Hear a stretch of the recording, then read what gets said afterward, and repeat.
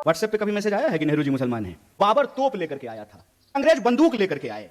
सबसे ज्यादा बंगाल और महाराष्ट्र के लोग इस देश की आजादी के लिए कुर्बान होने वाले लोग आपको मिलेंगे। शहीद आजम भगत सिंह ने भी यह कहा कि क्रांति जो होती है, इनकलाब जो होता है, वो बम और पिस्तौल से नहीं आता है। आज फिर एक तकनीक की ताकत लेकर के कोई आया है जिसका नाम दिया गया है सोशल मीडिया। बताइए, नाम है सोशल मीडिया और काम इसका सबसे ज्यादा अनसोशल है। भाजपा का जो इलेक्शन डिपार्टमेंट है ना, इलेक्शन डिपार्टमेंट ईडी,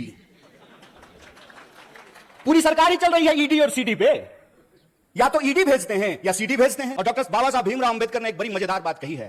उन्होंने कहा है कि जो पीढ़ी अपना इतिहास भुला देती है, इतिहास भी उसको भुला देता। स्मृति ईरानी की बेटी गोवा में रेस्टोरेंट खोलेगी तो अमित शाह का जो बेटा है, देखें उसका मुंह, उसका बीसीसीआई का सेक्रेटरी बनना परिवारवाद है कि नहीं है? और ज्योतिरादित्य सिंधिया जब यूपीए में मंत्री थे, उनके पिताजी भी मंत्री थे, माधवराव सिंधिया, तो जब तक वो कांग्रेस में थे तब तक परिवारवाद था। और जो ही मोदी जी के बगल में जाकर के बैठ गए हैं तो ताली बजा रहे हैं।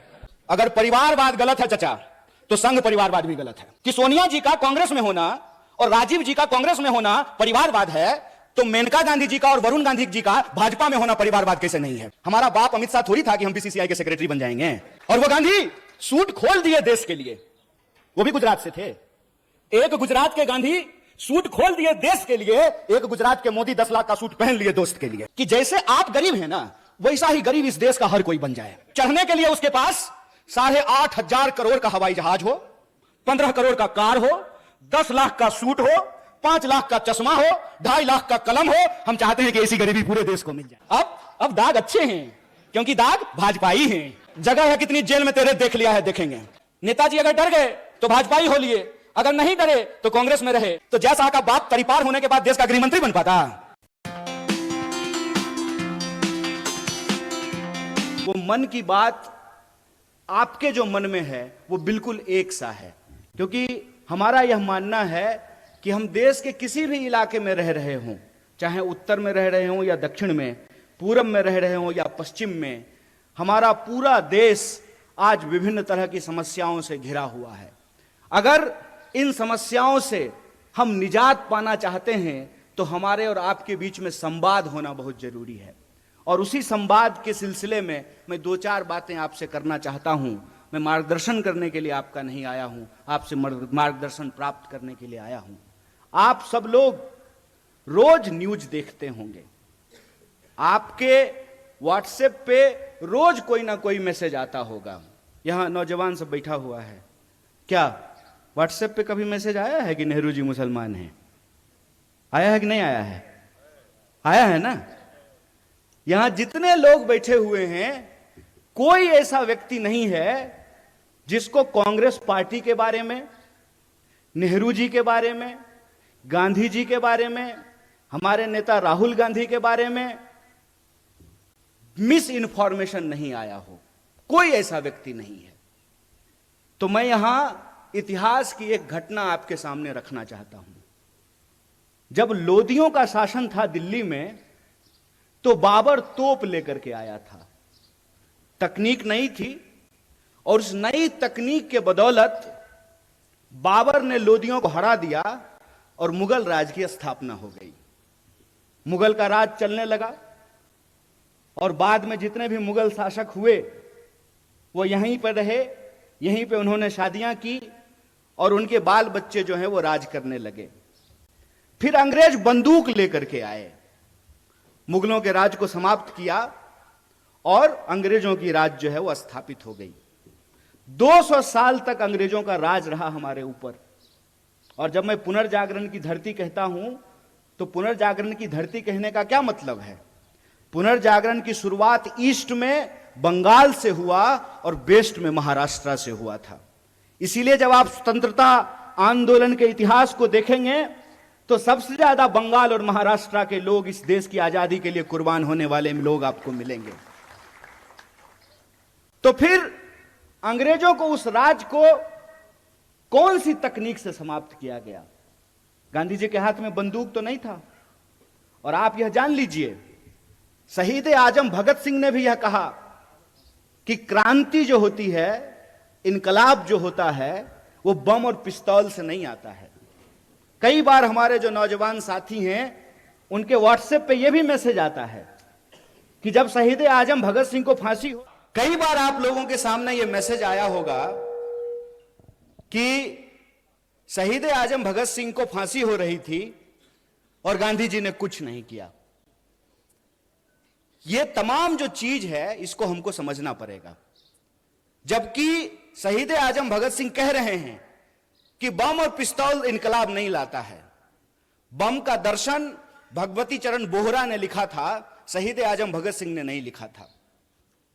तो वह कौन सी ऐसी ताकत थी जो अंग्रेजों के 200 साल के राज को समाप्त किया? उस ताकत का नाम क्या था? उस ताकत का नाम था सत्य। इस बात को याद रखिएगा। और सत्य की ताकत से भारतीय राष्ट्रीय कांग्रेस इस देश के आम लोगों को इकट्ठा करके, चंपारण जब गांधी गए थे तो किसानों का आंदोलन लड़ने के लिए गए थे। महिलाओं को जब इकट्ठा किया पिकेटिंग आंदोलन के लिए, शराबबंदी के लिए, तो महिलाएं आंदोलन कर रही थी, आदिवासी आंदोलन कर रहे थे, दलित आंदोलन कर रहे थे, शेतकरी आंदोलन कर रहे थे, कामगारों का आंदोलन हो रहा था। और तमाम आंदोलनों को इकट्ठा करके महात्मा गांधी ने, जो अंग्रेजों के हाथ में बंदूक थी, बड़े बड़े जंगी जहाज थे, सत्य की ताकत से उसको परास्त कर दिया और 15 अगस्त 1947 को इस देश को आजादी मिल गई। आज यह बात मैं आपके सामने क्यों कह रहा हूं? आज फिर एक तकनीक की ताकत लेकर के कोई आया है जिसका नाम दिया गया है सोशल मीडिया। बताइए, नाम है सोशल मीडिया और काम इसका सबसे ज्यादा अनसोशल है। सबसे ज्यादा अनसोशल है। अनसोशल कैसे है? घर में अगर कोई बर्थडे पार्टी हो रही हो तो देखिएगा कि 4 लोग मोबाइल लेकर के ना ऐसे कोना में मुंह घुमाए रहता है। यह हमको सोशल नहीं बना रहा है, यह हमको अनसोशल बना रहा है। इतिहास नहीं बना रहा है, इतिहास को मिटाने की कोशिश की जा रही है। रोज सुबह सुबह उठिएगा तो यह मैसेज आएगा कि फटाफट 10 लोगों को यह मैसेज भेज दीजिए, मनोकामना पूर्ण हो जाएगी। पलट करके पूछ लीजिए ना, हम कौन सा इंसान हैं, 9वां की 10वां? अगर हम 10वां हैं तो पहले तुम बता दो कि तुम्हारी कौन सी मनोकामना पूर्ण हो गई है। पूछना चाहिए ना। मैं ये कहानी अक्सर लोगों से पूछता हूं, आजाद होने का क्या मतलब होता है? आजाद भारत में हम आजाद नागरिक हैं। आजाद होने का क्या मतलब होता है? आजाद का मतलब होता है अपने ख्यालों से आजाद होना। आजाद का मतलब होता है सत्य को परख करके झूठ और सच का फर्क करना। आजाद का मतलब होता है कि महिलाएं जो बैठी हुई हैं साड़ी पहन करके, उनका भी वोट एक है। और यहां जो कुर्सी सजाए हुए हैं आमदार, इसमें से हो जाएंगे कोई खासदार, उनका भी वोट एक है। बोलिए, है कि नहीं है? आजाद होने का मतलब यह होता है कि हम भी अपराध करेंगे तो हमारे ऊपर भी वही कानून लागू होगा, और इस देश का कोई मंत्री भी अपराध करेगा तो उसके ऊपर भी वही कानून लागू होना चाहिए। आजाद होने का मतलब होता है कि अगर सत्य है हमारे पास तो हम सत्य की ताकत पर सत्ता से सवाल कर सकते हैं। आजाद होने का मतलब होता है खुली हवा में सांस लेना, अपने देश के लिए, समाज के लिए अपने कर्तव्य को पूरा करना। और राज्य और सरकार का यह कर्तव्य है कि वह नागरिक की जरूरतों को पूरा करे। यह होता है आजाद होने का मतलब।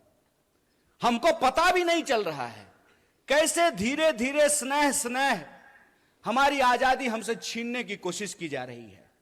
और हमारी जो सोचने की क्षमता है, ऐसे ही आप पुनर्जागरण की धरती के लोग नहीं हैं। आप इसलिए पुनर्जागरण की धरती के लोग हैं क्योंकि आपकी मिट्टी से संत तुकाराम पैदा हुए। इसीलिए आप पुनर्जागरण की धरती हैं कि आपकी मिट्टी से सावित्रीबाई फूले और ज्योतिबा फूले पैदा हुए। इसीलिए आप पुनर्जागरण की भूमि हैं कि आपकी मिट्टी पे डॉक्टर बाबा साहब भीमराव अंबेडकर ने उसको अपनी कर्म भूमि बनाने का काम किया। आप इसलिए पुनर्जागरण की भूमि हैं कि स्वतंत्रता आंदोलन की कोई भी धारा हो, चाहे क्रांतिकारी धारा हो या उदारवादी धारा हो, तमाम तरह के सपूतों को आपकी मिट्टी ने पैदा किया है। आप इसलिए पुनर्जागरण की धरती हैं क्योंकि आपके यहां क्रांतिकारी कवि अन्ना भाऊ साठे पैदा हुए हैं। यह जो इतिहास है आपका, छत्रपति शिवाजी महाराज से लेकर के साहू जी महाराज तक, यह इतिहास आपका स्वर्णिम इतिहास है। लेकिन आज आप देखिए कि इस मिट्टी के जो लोग हैं उनको कैसे मूर्ख बनाया जा रहा है।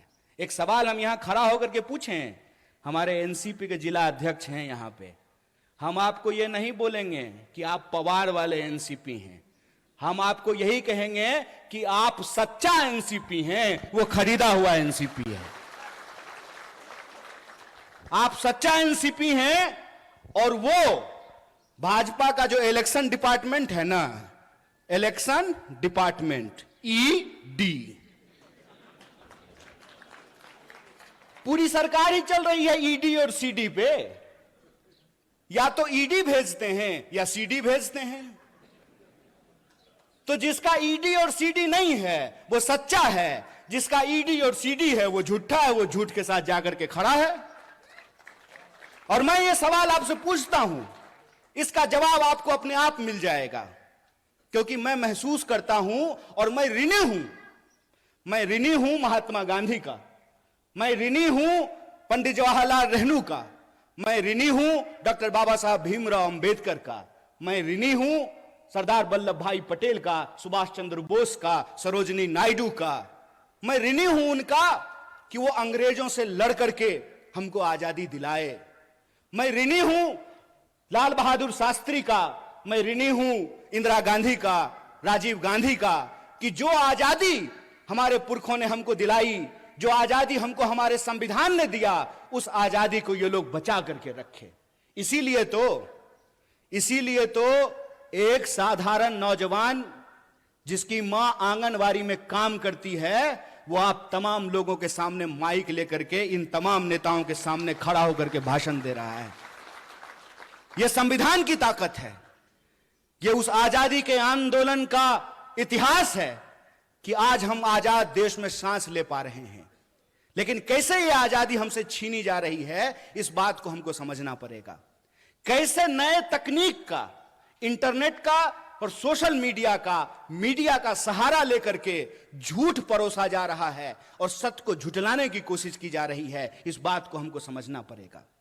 यह इतिहास नहीं बना सकते हैं। आपको मालूम है, देश के जो पंत प्रधान हैं, जिनको हिंदी में हम लोग प्रधानमंत्री कहते हैं, वो इतिहास में फेल हो गए थे। मैं मजाक नहीं कर रहा हूं, मैं झूठ नहीं बोलता हूं, क्योंकि मैं भाजपा में नहीं हूं, मैं सच बोल रहा हूं। वो इतिहास में फेल हो गए थे। और डॉक्टर बाबा साहब भीमराव अंबेडकर ने एक बड़ी मजेदार बात कही है। उन्होंने कहा है कि जो पीढ़ी अपना इतिहास भुला देती है, इतिहास भी उसको भुला देता है। इसीलिए ये इतिहास जब बना नहीं सकते हैं तो इतिहास को मिटाने की कोशिश कर रहे हैं। जो अपना मकान बना नहीं सकते, दूसरे की मकान पे अपना नाम लिख करके कहते हैं कि हमने इतिहास बनाया है। अरे साहब, आपने तो इंसान को इंसान नहीं बनाया है, आप इतिहास क्या बनाएंगे? झूठ के सहारे ये एक इमारत खड़ी करने की कोशिश कर रहे हैं। झूठ का सहारा लेकर के ये इतिहास को पलटने की कोशिश कर रहे हैं। क्यों? क्योंकि इनका इतिहास खराब है, क्योंकि इनका इतिहास इस देश के साथ गद्दारी करने का इतिहास है।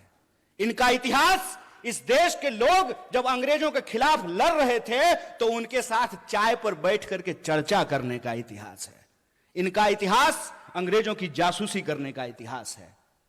मैं जितने संतों का नाम ले रहा हूं, जितने वीरों का नाम ले रहा हूं, जितनी वीरांगनाओं का नाम ले रहा हूं, बताइए एक का भी संबंध भारतीय जनता पार्टी से है क्या? लेकिन हमको गर्व है कि हम जितने भी लोगों का नाम ले रहे हैं, प्रत्यक्ष या परोक्ष रूप से उनका संबंध भारतीय राष्ट्रीय कांग्रेस से है। इसीलिए आप तमाम लोग जो यहां मौजूद हैं, सबसे पहले आपको गौरवान्वित महसूस होना चाहिए कि आप उस पार्टी का हिस्सा हुए हैं जिस पार्टी ने इस देश को आजादी दिलाई है। उस पार्टी के आप सदस्य हैं जिसने इस देश में बराबरी के सिद्धांत को लागू किया है। बोलिए, इस देश में महिलाओं ने कोई आंदोलन किया था क्या समान वोट के अधिकार का? कोई आंदोलन नहीं किया था ना। समान वोट का अधिकार मिला कि नहीं मिला? लोग जो हेलीकॉप्टर से उड़ते हैं उनका भी वोट एक, और जो साइकिल पे चलता भी उसका भी वोट एक है कि नहीं है? अगर वोट का अधिकार नहीं होता तो आपको लगता है कि 5 साल में चुनाव के बाद हेलीकॉप्टर लेकर के कोल्हापुर सिटी की गलियों में नेताजी हाथ जोड़ करके आपके सामने खड़े होते? बिल्कुल नहीं खड़े होते। तो जो अधिकार हमको मिला है वो अधिकार हमसे छीना क्यों जा रहा है? छीना इसलिए जा रहा है कि पहचान के नाम पर, जात और धर्म के नाम पर ये आज की तारीख में हमको जो अधिकार दिए गए हैं उसको एक एक करके छीन रहे हैं। कैसे छीन रहे हैं मैं कुछ उदाहरणों से इसको आपके सामने रख देता हूं। आपने देखा होगा कि लोग झांकी निकालते हैं, मोटरसाइकिल लेके जाते हैं, तलवार लहराते हैं और एक दूसरे के खिलाफ गंदी और गाली भरी भाषाओं का इस्तेमाल करते हैं। मैं आप सबसे एक सवाल पूछना चाहता हूं, खास करके अपने नौजवान दोस्तों से। उसमें एक भी मंत्री का बच्चा रहता है? एक भी प्रधानमंत्री का बच्चा नहीं ना। पता है वो कहां रहता है? वो ऑक्सफोर्ड में रहता है, वो कैम्ब्रिज में रहता है, वो लंदन में रहता है, वो न्यूयॉर्क में रहता है। लेकिन हमारे जो कामगार के बच्चे हैं, जो शेतकरियों के बच्चे हैं, जो साधारण नौकरी करने वालों के बच्चे हैं, उनके हाथ में तलवार थमा करके ये उनको दंगाई बना रहा है और अपनी राजनीति की रोटी सेक रहा है। अरे इतना खतरा हो गया है धर्म पर, तो तुम अपने बच्चे को भेजने के लिए पढ़ने के लिए बाहर क्यों भेज रहे हो? उसको बोलो आकर के हमारे साथ धर्म बचाए, आए हमारे साथ रैली निकाले, झांकी निकाले। चलाकी कर रहे हो हैं? मोबाइल हमारा, रिचार्ज हमारा, टीवी हमारा, रिचार्ज हमारा, अब कहानी अपना कर रहे हो। इस बेईमानी को आप समझिए। धर्म अगर बचाना जरूरी है तो खाली हम क्यों बचाएंगे? स्मृति ईरानी की बेटी गोवा में रेस्टोरेंट खोलेगी नहीं, और हम लोग मोटरसाइकिल लेकर के अपना तेल भरवा करके जय श्री राम। अरे राम जी जिंदाबाद हैं, जय जय है श्री राम का। कल भी था, आज भी है, आगे भी रहेगा। ये नया फैशन कैसे शुरू हुआ है? ये खेला क्या है? इस खेला को हमको समझना पड़ेगा। ये नया फैशन इसलिए शुरू हुआ है कि हमारे इतिहास से ही, हमारे इतिहास को हमारी स्मृति से मिटाने की कोशिश की जा रही है। यह आजादी हमको कैसे मिली? इस देश का निर्माण कैसे हुआ? संविधान कैसे बना? हम और आप प्रजा से नागरिक कैसे बने? हम नागरिक हैं आज हमको यह बात समझनी पड़ेगी कि रानी के पेट से राजा नहीं पैदा होता है। यह है नागरिकता, यह है जमहूरियत, यह है लोकतंत्र, कि रानी के पेट से राजा नहीं पैदा होगा। राहुल गांधी जी को भी अमेठी में जाकर के चुनाव लड़ना पड़ेगा। बोलिए, लड़ना पड़ेगा ना? ये लोकतंत्र है। एक बात बताइए, इंदिरा जी चुनाव नहीं लड़ी थी? लड़ी थी ना। राजीव जी चुनाव नहीं लड़े थे? लड़े थे ना। राहुल जी चुनाव लड़ रहे हैं ना। राहुल जी चुनाव जीत करके पार्लियामेंट में है ना। और प्रियंका जी चुनाव नहीं लड़ी हैं तो पार्लियामेंट में है क्या? तो यह परिवारवाद की नई कहानी हमको सुना रही है। तो आप सब अपने मन में विचार कीजिए। आजाद होने का मतलब है आजाद ख्याल से प्रश्न करना। मैं मंच पे खड़ा हूं तो मैं जो भी बोलूंगा उसको आप यूं ही सच मत मान लीजिए। आप अपने मन में विचार कीजिए कि अगर भाजपा कहती है कि राहुल गांधी जी का सांसद बनना परिवारवाद है, तो अमित शाह का जो बेटा है, देखें उसका मुंह देखें अजय शाह का, हैं? उसका बीसीसीआई का सेक्रेटरी बनना परिवारवाद है कि नहीं है? और ज्योतिरादित्य सिंधिया जब यूपीए में मंत्री थे, उनके पिताजी भी मंत्री थे, माधवराव सिंधिया, तो जब तक वो कांग्रेस में थे तब तक परिवारवाद था। और जो ही मोदी जी के बगल में जाकर के बैठ गए हैं तो ताली बजा रहे हैं। आहा हा हा, उनकी सूरत देख रहे हैं। इतना मूर्ख हैं हम लोग, इतना मूर्ख बनाएंगे ये हमको कि हमारी पार्टी में परिवारवाद है। जो ही आप आरएसएस में शामिल हो जाइएगा तो वो संघ परिवारवाद हो जाता है। अगर परिवारवाद गलत है चचा, तो संघ परिवारवाद भी गलत है। ऐसा नहीं होगा कि हमारे लिए परिवारवाद गलत है और आपके लिए परिवारवाद सही हो जाएगा। मैं ये एग्जाम्पल हमेशा लोगों को देता हूं कि सोनिया जी का कांग्रेस में होना और राजीव जी का कांग्रेस में होना परिवारवाद है, तो मेनका गांधी जी का और वरुण गांधी जी का भाजपा में होना परिवारवाद कैसे नहीं है? बताइए, बोलिए।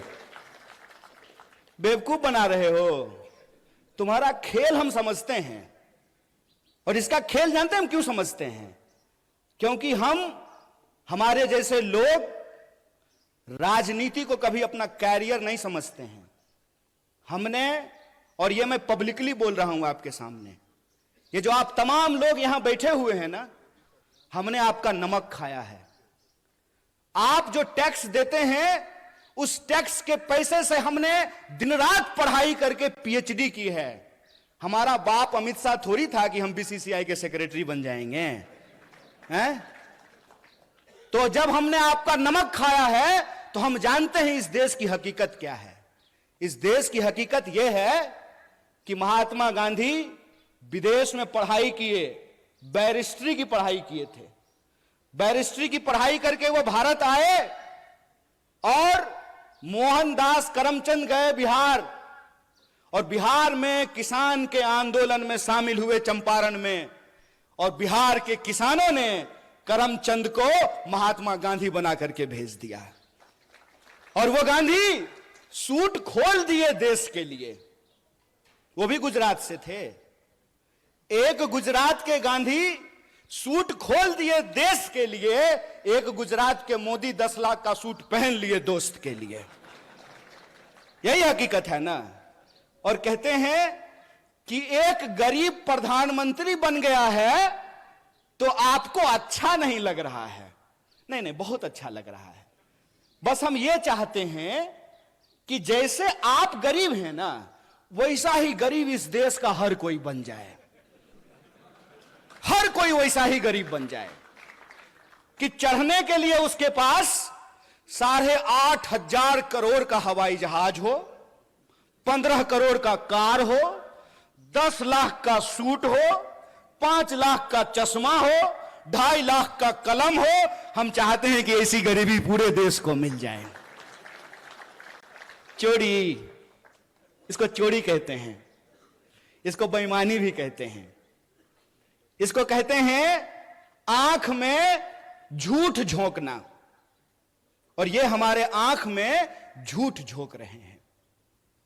हमको यह बात समझनी पड़ेगी कि आज हमारे मुल्क में हमारी सबसे बड़ी समस्या क्या है, हम किन समस्याओं से जूझ रहे हैं और किस तरीके से हमारा ध्यान भटकाया जाता है। आजकल तो तांगा नहीं चलता है, अब तो तांगा चलना बंद हो गया है। लेकिन पुराना हिंदी सिनेमा देखिएगा ना, तो उसमें अभी भी तांगा है। शोले फिल्म जाके देख लीजिएगा, बसंती का एक तांगा है, धन्नो। तो धन्नो के आंख पे एक चश्मा होता है ताकि धन्नो इधर उधर ना देखे, धन्नो सीधा चले, चाबुक खाए और दौड़े। ये हमारे साथ वही व्यवहार कर रहे हैं। हमसे टैक्स लेते हैं, टैक्स के पैसे से अपने दोस्त का कर्जा माफ करते हैं।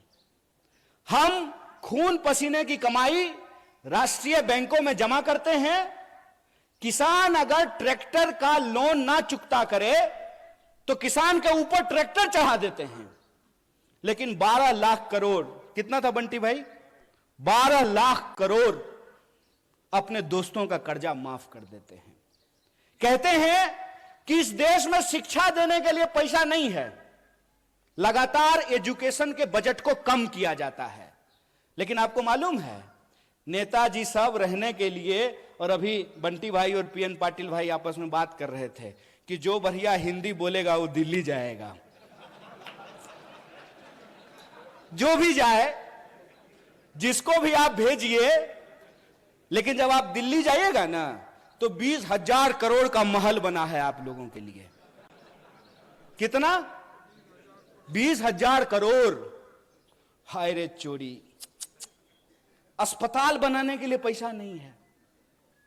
रोड अगर बनाता है तो रोड बनने से पहले ही गडकरी जी टैक्स लेना शुरू कर देते हैं। टोल टैक्स लेते हैं कि नहीं लेते हैं? रोड हमने, अच्छा इसको एक खेल समझ लीजिए।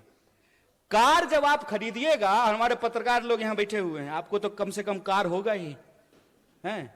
देश की इकोनॉमी 3 ट्रिलियन है, महाराष्ट्र की इकोनॉमी 1 ट्रिलियन है, तो कम से कम महाराष्ट्र के पत्रकारों तो कार जरूर होगा। तो कार जब आप खरीदते हैं तो रोड टैक्स लेता है कि नहीं लेता है? तो एक बार जब कार खरीदेंगे तब रोड टैक्स लेगा, और फिर जितनी बार कार लेकर के रोड पे जाएंगे तो टोल टैक्स लेगा। बोलिए सही है कि गलत है? बोलिए, डरिए मत। कैमरा उधर घुमा दीजिए। बोलिए सही है कि गलत है? गलत है ना? ये कैसा विकास है कि हमारा जो है ना, शरीर से सिरिंज लगा करके खून खींचते रहता है रोज। हर तरह का टैक्स हमारे ऊपर लागू है। नौजवान दोस्त यहां बैठे हुए हैं, आपकी जानकारी के लिए बता दूं, जो यूथ हॉस्टल है, वर्किंग विमेन हॉस्टल है, उस पे भी 12% का जीएसटी लगा दिया गया है। एक शिक्षा पे टैक्स, सड़क पे टैक्स, अस्पताल पे टैक्स, दवाइयों पे टैक्स, हमसे हर चीज पे टैक्स ले रहे हैं। और बदले में क्या कहते हैं? आत्मनिर्भर बनिए। वाह, कितना सुंदर शब्द है, आत्मनिर्भर बनिए। तो एक बात हमको बता दीजिए, सोच के बता दीजिए। जरूरी नहीं है कि हमारी बात मान लीजिए, लेकिन सोचिए जरूर। आजाद भारत के आजाद नागरिक हैं आप, आपका हक है कि आप सोचें, और उसमें भी आप महाराष्ट्र के हैं। आप आज सोचेंगे, भारत उसको कल सोचेगा। इसलिए आपको जरूर सोचना चाहिए कि अगर सरकारी रोड नहीं होना चाहिए, सरकारी अस्पताल नहीं होना चाहिए, सरकारी स्कूल नहीं होना चाहिए, सब आत्मनिर्भर होना चाहिए, तो सरकारी प्रधानमंत्री भी नहीं होना चाहिए। बोलिए क्या आमदार साहब, बोलिए कि आपको पेंशन मिलेगा? ये जो यहां कांस्टेबल खड़ा है, क्या जी पेंशन मिलता है? तो बोलिए ना इनको नहीं मिलता है। बोलिए, इसको देखिए और इसको समझिए। और मैं आप लोगों से एक बात कहना चाहता हूं, गुजरात से आया मेरा दोस्त, दोस्त को सलाम करो। आजकल अजीत दादा सलाम ठोक रहे हैं। नहीं, प्रधानमंत्री ने अपने भाषण में कहा कि 70,000 करोड़ का घोटाला किया है अजीत दादा ने, ऐसा प्रधानमंत्री ने कहा। इलेक्शन डिपार्टमेंट सक्रिय हो गया, ईडी। अब कोई घोटाला नहीं हुआ है, भाजपा के वॉशिंग मशीन में सब साफ हो गया है। अब दाग अच्छे हैं, क्योंकि दाग भाजपाई हैं। इस खेल को आप समझिए कि कुछ भी सरकारी नहीं होगा तो सरकारी संसद किस लिए होगा 20,000 करोड़ का? सरकारी प्रधानमंत्री किस लिए होगा? इस देश के नागरिकों को यह समझना पड़ेगा कि इस देश में कितनी बड़ी लूट चल रही है। अंबानी का एक दिन का जो इनकम है, एक दिन का बोल रहे हैं, एक दिन का, उसमें एक दिन के इनकम में 75 लाख, कितना? 75 लाख मनरेगा के मजदूरों को वेतन दिया जा सकता है। यह खेल हम नहीं समझेंगे। देश की आजादी को 75 साल हो गए हैं, 77वां स्वतंत्रता दिवस मनाया जा रहा है। ऐसा कैसे हो गया भाई कि 2-4 लोग बहुत अमीर हो गए और बाकी जो जनता थी वो जो है हर चीज के लिए तरसने लगी है? पहले क्या बोले थे? पहले बोले थे कि जब प्राइवेटाइजेशन होगा ना तो कंपटीशन होगा, इसीलिए कोऑपरेटिव को समाप्त कर दो। आप बहुत सौभाग्यशाली हैं पीएन पाटिल साहब कि आपका कोऑपरेटिव चल रहा है। क्यों? क्योंकि जया शाह का पप्पा कोऑपरेटिव मंत्री बना है। वो जिस चीज के मंत्री बनते हैं ना, उसका बस जय श्री राम होता है। वो आजकल गृह मंत्री हैं। गृह मंत्री का काम है देश की कानून व्यवस्था को सुरक्षित रखना। मणिपुर में कानून व्यवस्था सुरक्षित था, आप लोगों ने देखा कि नहीं देखा? पुलिस थानों पे हमले हुए, हथियार लूट लिए गए, गोली लूट लिया गया, महिलाओं को निर्वस्त्र करके घुमाया गया। क्यों? क्योंकि गृह मंत्री जी अपनी ड्यूटी पे लगे हुए थे।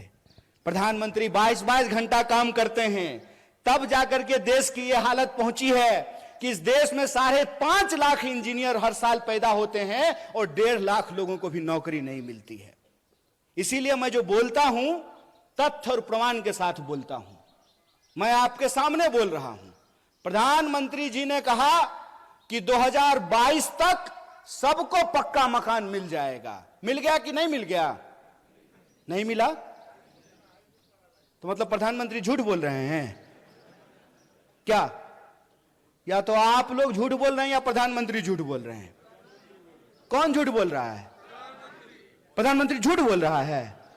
तो हम बोल सकते हैं ना कि भारत का प्रधानमंत्री झूठा है। बोलिए, नंगा को नंगा कहेंगे कि नहीं कहेंगे? झूठा को झूठा कहेंगे कि नहीं कहेंगे? और हम कहेंगे जो झूठ बोलेगा उसको झूठा।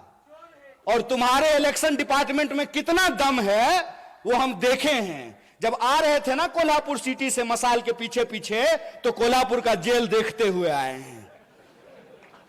जगह है कितनी जेल में तेरे, देख लिया है, देखेंगे, देखे हुए हैं। बोलेंगे झूठ।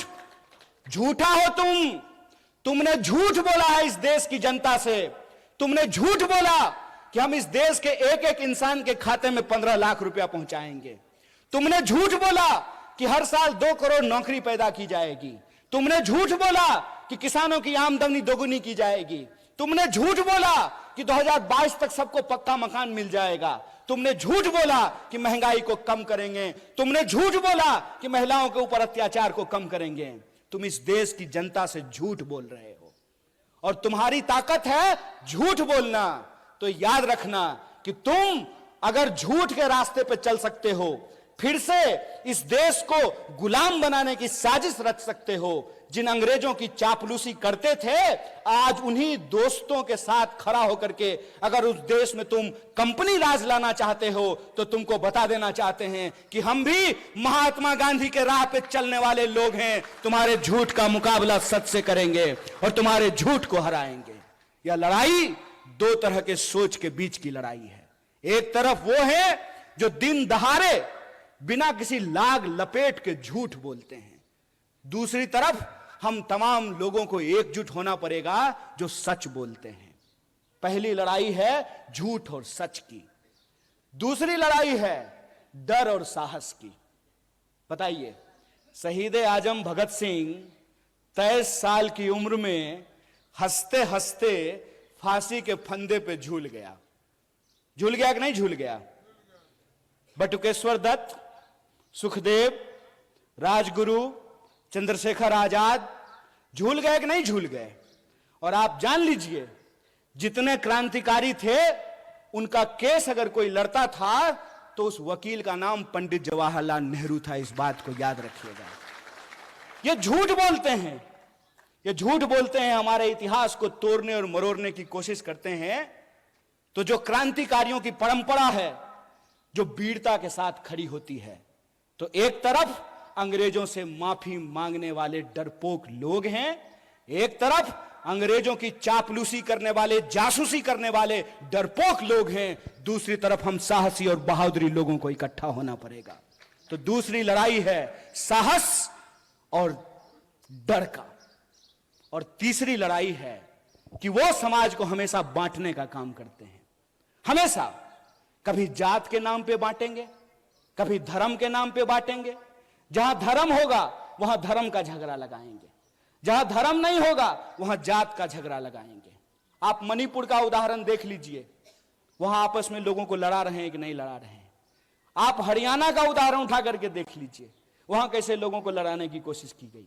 आप उत्तर प्रदेश देख लीजिए, आप महाराष्ट्र देख लीजिए, तमाम राज्यों में ये राज्य के जो लोग हैं उनको आपस में बांटते हैं। क्यों? क्योंकि अंग्रेजों से इन्होंने एक चालाकी सीखी है, फूट डालो राज करो। हमको यह बात समझनी पड़ेगी कि आज महाराष्ट्र के लोगों के आत्मसम्मान का सवाल है कि कोई बाहर से आकर के संत तुकाराम की धरती पर रहने वाले लोग, समता भूमि पे साहू महाराज की भूमि में जन्म लिए लोगों को यह बात समझनी पड़ेगी कि कोई बाहर से आकर के महाराष्ट्र के परिवार को आपस में विभाजित कर रहा है, महाराष्ट्र के लोगों को लड़ा रहा है। यह मामला शिवसेना, एनसीपी और कांग्रेस का नहीं है, यह मामला सच और झूठ का है और महाराष्ट्र के लोगों को सच के साथ खड़ा रहना पड़ेगा। अगर कोई गलत है तो वो गलत है, वो भाजपा में जाने से ठीक नहीं हो जाता है। ये पहले क्या करते हैं, ये पहले ईडी भेजते हैं, इलेक्शन डिपार्टमेंट पहले जाता है, नेता को डराता है। अगर नेता डर गया तो तुरंत उसको भाजपा का खेस पहना करके उसके सारे अपराध को माफ करके, जैसे मान लीजिए पीएन पाटिल साहब और बंटी जी यहां बैठे हुए हैं, इनके घर पे भी कोई आया था मेहमान, इनको डराया था, तो जो ही ईडी जाती है तो ये चिल्लाना शुरू कर देते हैं, चोर है चोर है चोर है। डर करके जो ही अगर ये भाजपा में गए, साधु है साधु है साधु है, संत है महात्मा है। अरे कमाल बात है भाई, ये आपकी आंख के सामने हो रहा है। इसीलिए मैं आपको कह रहा हूं 3-4 राज्य बहुत महत्वपूर्ण है। एक तो आप सब लोग हैं ही महाराष्ट्र के, दूसरा जहां से मैं आता हूं बिहार, बंगाल और महाराष्ट्र जय शाह के पप्पा का धड़कन बढ़ा दिया है, ऊपर नीचे चल रहा है उनका ब्लड प्रेशर कि क्या होगा अगर यहां पे इनका झूठ का पर्दाफाश हुआ तो यह नकली चाणक्य का बैंड बजने वाला है। इसीलिए मैं आपको कह रहा हूं कि यह मामला महाविकास अघाड़ी का नहीं है, यह मामला महाराष्ट्र के आम लोगों के आत्मसम्मान का है कि आप किसी को चुन करके, किसी पार्टी का प्रतिनिधि बना करके आप भेजते हैं अपना प्रतिनिधित्व करने के लिए विधानसभा या विधान परिषद या संसद में। उधर से उसका इलेक्शन डिपार्टमेंट आता है, 3-4 बार छापा मारता है। नेताजी अगर डर गए तो भाजपा ही हो लिए, अगर नहीं डरे तो कांग्रेस में रहे। तो आपको यह तय करना पड़ेगा कि इसका मुकाबला किसको करना है, इसका मुकाबला दल को करना है कि इसका मुकाबला देश को करना है। इसका फैसला आपको लेना है। और हमको लगता है कि यह बड़ी साजिश है। यह बड़ी साजिश इसलिए है कि इस देश में विपक्ष को इसलिए खत्म कर देना चाहते हैं ताकि देश के नाम पे जो इनके दोस्त की लूट है उस पे कोई सवाल ना खड़ा कर सके। आप सब में से बहुत सारे लोग यहां जो बैठे हुए हैं, मुझे मालूम है कि आपको व्हाट्सएप पे मेरे लिए भी मैसेज आया होगा। जानते हैं हमको क्या बोलते हैं? टुकड़े टुकड़े गैंग। जब ये बोलते हैं तो खुद ये नहीं सोचते हैं कि ये अपने ही गृह मंत्री को निकम्मा बोल रहे हैं। बोलिए किसकी सरकार है देश में? भाजपा की। महाराष्ट्र में किसकी सरकार है? भाजपा की। क्या जी पुलिस वाले भैया सब ठीक है ना? है हिम्मत, है हिम्मत, करोगे कुछ? हमारा कुछ नहीं कर सकते हो क्योंकि हम तुम्हारे इलेक्शन डिपार्टमेंट से नहीं डरते हैं। मेरा कुछ नहीं कर सकते हो। इसीलिए खड़ा होकर के पब्लिकली पूरी की पूरी भाजपा के झूठों की जमात को चैलेंज करते हैं कि अगर हमने गलत किया है तो चौराहे पे खड़ा करके तुम मुझे गोली मार सकते हो, लेकिन अगर तुम गलत कर रहे हो तो इस बात को याद रखना कि तमाम धन दौलत और गोला बारूद के बावजूद इस देश में तुम सत्य की आवाज को नहीं झुका सकते हो। हम कसम खाते हैं, महाराष्ट्र का इस महान भूमि पे कसम खाते हैं कि कांग्रेस का एक एक कार्यकर्ता राजीव गांधी को याद करते हुए यह संकल्प लेता है कि इस देश में सद्भावना को हम बचा करके रखेंगे, तुम्हारी पूरी ताकत को परास्त करेंगे। इस बात को याद रखना है। हिम्मत, डरा लोगे? याद रखना, जिस इंसान के पास विचार की ताकत होती है, जिस दल के पास विचार का इतिहास होता है, उस दल को तुम झुका नहीं सकते हो। जानते हैं, मोदी जी सुबह सुबह 15 अगस्त को उठ करके तैयार होकर के बढ़िया सूट वूट पहन करके बाल वाल सेट करा लिए थे। बुढ़ापे में भी जो है बाल का बहुत ध्यान रखते हैं। और वहां गए और जाते ही झूठ बोलना शुरू कर दिया। ये क्यों बार बार परिवारवाद बोल करके कांग्रेस पे हमला करते हैं? इसकी क्या वजह है? इसकी वजह यह है कि इनको मालूम है कि ये जिस व्यक्ति को अपना दुश्मन चुन लिए हैं ना, पहली बात तो ये वो व्यक्ति इनको अपना दुश्मन मानता ही नहीं है, क्योंकि ये आदमी ही उस लेवल के नहीं है। सच बात बता रहे हैं आपको। और दूसरा, इन्होंने सब कुछ कर लिया, खरीदने की कोशिश कर ली, डराने की कोशिश कर ली, सब कुछ करने के बाद ये इस नतीजे पर पहुंचे हैं, भाई ये इंदिरा गांधी का पोता है, मर जाएगा, झुकेगा नहीं। जिस परिवार ने इस देश की एकता और अखंडता के लिए दो दो प्रधानमंत्री की जान गंवाई हो, उसको टुकड़े टुकड़े गैंग बोलते हो। अरे जब बोलते हो ना, तो शर्म से तुम्हारा जुबान कट जाना चाहिए अपने आप। अगर शर्म होती ना, तो यह बोलने की हिम्मत नहीं करते। नेहरू के बारे में व्हाट्सएप मैसेज फैलाते हो कि नेहरू ने इस देश को बर्बाद कर दिया। अगर नेहरू नहीं होते ना, एक इंसान को एक इंसान के वोट का अधिकार नहीं मिला होता ना, तो आपको लगता है मोदी जिस गर्व से कहते हैं कि मेरी मां बर्तन मांजती थी, तो बर्तन मांजने वाली का बेटा देश का प्रधानमंत्री बन पाता? संभव था ये? अगर कांग्रेस 70 साल तक इस देश की जमहूरियत को बचा करके नहीं रखती, तो जयशाह का बाप तरीपार होने के बाद देश का गृह मंत्री बन पाता? खेला कर रहे हो।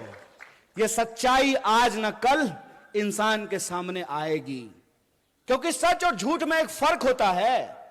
झूठ को चाहे आप कितनी बार भी बोल लीजिए, लेकिन वो सच को नहीं दबा सकता है। और सच की ताकत यह होती है कि आप उसको जितना दबाने की कोशिश कीजिएगा, अपने आप उठ करके वो सामने खड़ा हो जाता है। और आप देखिए कि जब राहुल जी कन्याकुमारी से भारत जोड़ो का संकल्प लेकर के चलना शुरू किए, तो भाजपा के नेताओं की धड़कन बढ़ने लगी और कहना शुरू करते हैं कि अरे भाई, मान गए, ये आदमी तो पप्पू नहीं है। खुद ही बोलना शुरू कर दिए। क्यों?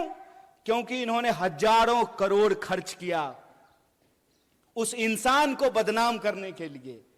हजारों करोड़ खर्च किया उस इंसान को पप्पू साबित करने में, और उसने कुछ नहीं किया। उसका जो नाम है ना, राहुल और गांधी, राहुल को उन्होंने भुला दिया और गांधी को अपना करके चलना शुरू कर दिया है। और इस कदम वो बढ़ाते गए, कारवां बढ़ता गया, लोग जुड़ते गए। और आप तमाम जो कोल्हापुर के लोग हैं, आप जानते हैं कि 700 किलोमीटर यहां से चल करके हिंगोली में आप लोग भारत जोड़ो यात्रा का साक्षात जो है दर्शन किए हैं, उसमें शामिल हुए हैं। सच की एक ताकत होती है कि सच को आप नहीं छुपा सकते हैं। और सच यह है कि कांग्रेस पार्टी का मतलब, भारतीय राष्ट्रीय कांग्रेस का मतलब है सत्य। भारतीय राष्ट्रीय कांग्रेस का मतलब है साहस। भारतीय राष्ट्रीय कांग्रेस का मतलब है एकता। यह जो तीन चीज है, सत्य, साहस और एकता, यह हमारी पहचान है। झूठ, नफरत और विभाजन, ये उनकी पहचान है। इस बात को हमको समझना पड़ेगा। यह लड़ाई इस मुल्क में दो सोच की लड़ाई है। आपको तय करना है कि आप सच के साथ खड़े हैं कि झूठ के साथ खड़े हैं। बताइए, समता भूमि के तमाम नागरिकों से मैं यह सवाल पूछना चाहता हूं कि आप सत्य के साथ खड़े हैं? नहीं, सत्य की आवाज थोड़ी और बुलंद होती है। सत्य के साथ खड़े हैं ना?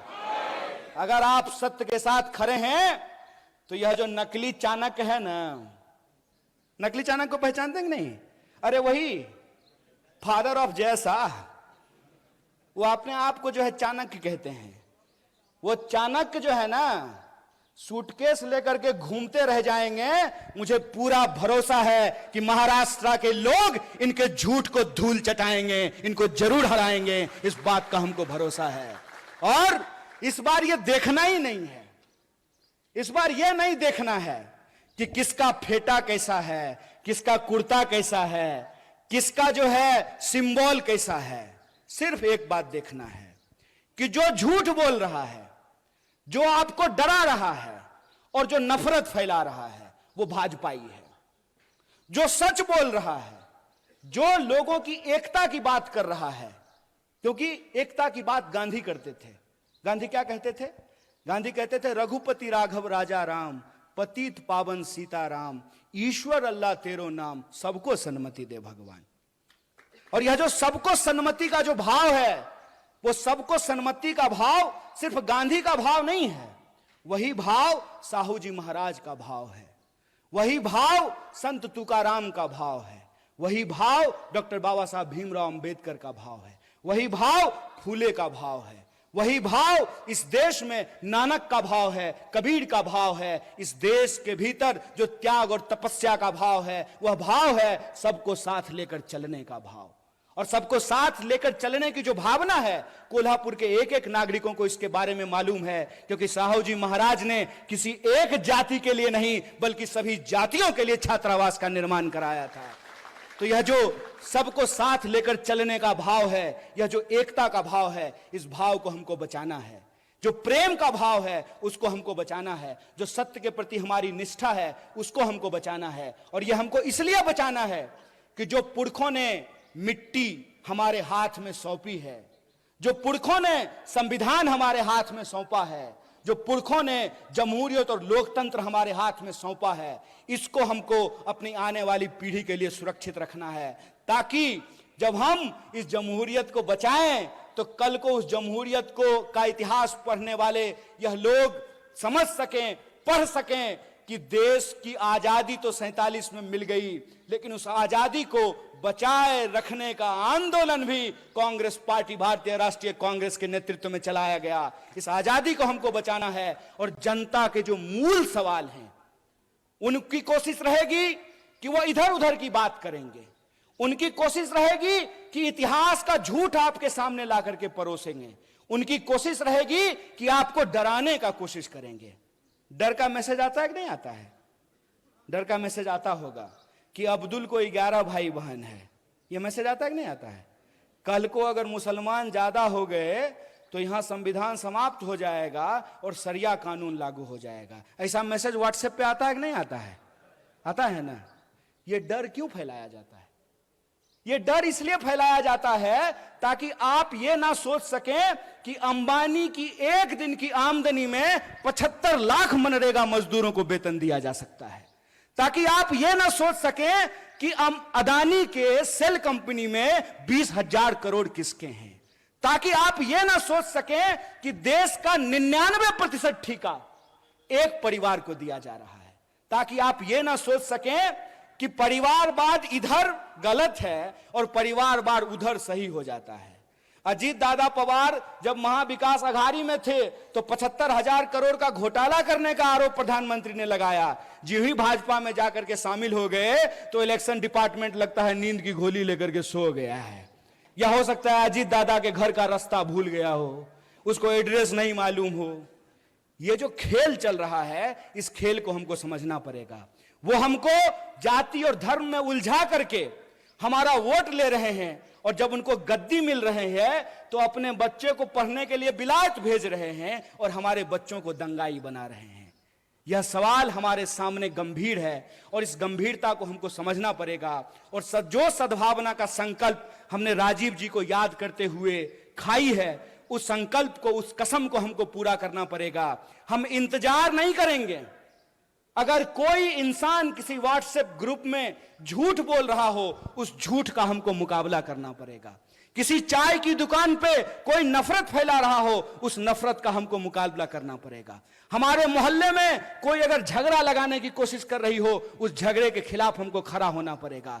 किसी कमजोर के ऊपर कोई ताकतवर अगर अत्याचार कर रहा हो, तो उस अत्याचार के ऊपर हमको खड़ा होना पड़ेगा। अगर हम ऐसा करते हैं तो मुझे लगता है यही महात्मा गांधी की राह पर चलना है, यही डॉक्टर बाबा साहब भीमराव अंबेडकर के राह पर चलना है। अगर हम ऐसा करने में कामयाब होते हैं, तभी हम राजीव गांधी को सच्ची श्रद्धांजलि दे पाएंगे। जब उनके द्वारा बनाए गए भारत का हम निर्माण कर सकें, उनके द्वारा जो भारत हमारे हाथ में सौंपी गई है उसका हम रक्षा कर सकें, और जो हमारी आने वाली पीढ़ी है उसको बेहतर भारत हम दे करके जा सकें, और हमारी आने वाली पीढ़ी कल को उन्हीं झगड़ों में नहीं उलझे जिन झगड़ों में हमारे पुरखे उलझे रहे हैं। हमको इस देश में दोबारा जात और धर्म का झगड़ा नहीं होने देना है, क्योंकि हमारे देश के संविधान की प्रस्तावना में यह लिखा हुआ है कि हम भारत के लोग हैं, और हम भारत के लोग हैं तो हम भारत के चाहे किसी भी हिस्से में रहे हो, इस मिट्टी से हमको प्यार है और इस मिट्टी को हमको हर हाल में सुरक्षित रखना है, एकजुट रखना है, और अपने आने वाली पीढ़ी को एक बेहतर देश और एक बेहतर समाज दे करके जाना है। इसी संकल्प के साथ एक बार पुनः पूरे मंच को आभार व्यक्त करते हुए, और आप इतनी देर तक हमारी वाणी को सुने, हमारी बात को सुने, आपको आभार व्यक्त करते हुए अपनी बात को खत्म करूंगा। शुक्रिया। इनकलाब जिंदाबाद। जय हिंद, जय महाराष्ट्र।